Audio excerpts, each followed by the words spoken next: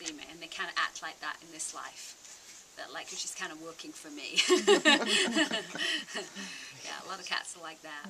But I've seen quite a few of these healing great cats from Egypt, and they show themselves as these big, very big, powerful cats. And then they come back as, you know, house cats, and they still have that same attitude. And I've had them say, "Oh yeah, I'm one of these healing cats," and the other cats she's got, they're just pets. You know, almost like I'm some, you know, superior spirit, but they're just, you know, they're just for fun.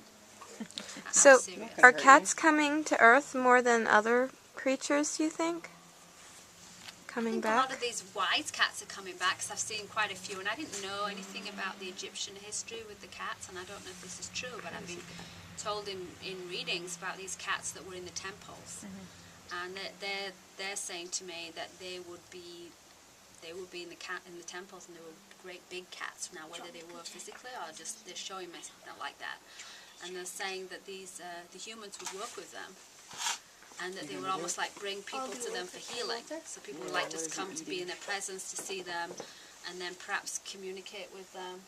What is he eating? I think it's a glove. Okay. Yeah, it's just a glove. Or a dead bird? No, I don't think so.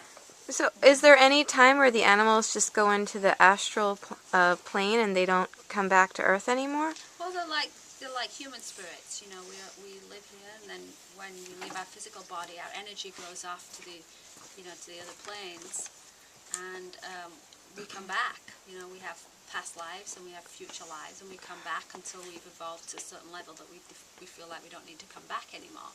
And animals do the same thing, but they just have much shorter lives than us. And so, you know, they'll come back more often than they could be in our life, you know, 2 or 3 times. So we may recognize that animal.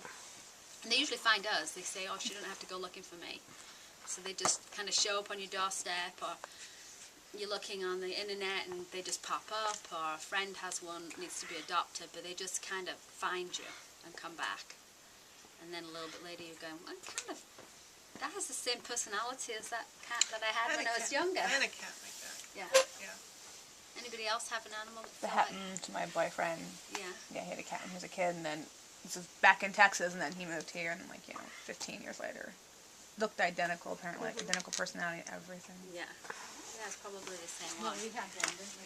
Yeah, we had a cat, and we kept calling it the name of the first cat, but it Me had the too. same personality. Yeah. Yeah. No, it's my sister's cat. Kept calling it Sam by mistake. We called it Mo, but then it was Sam before.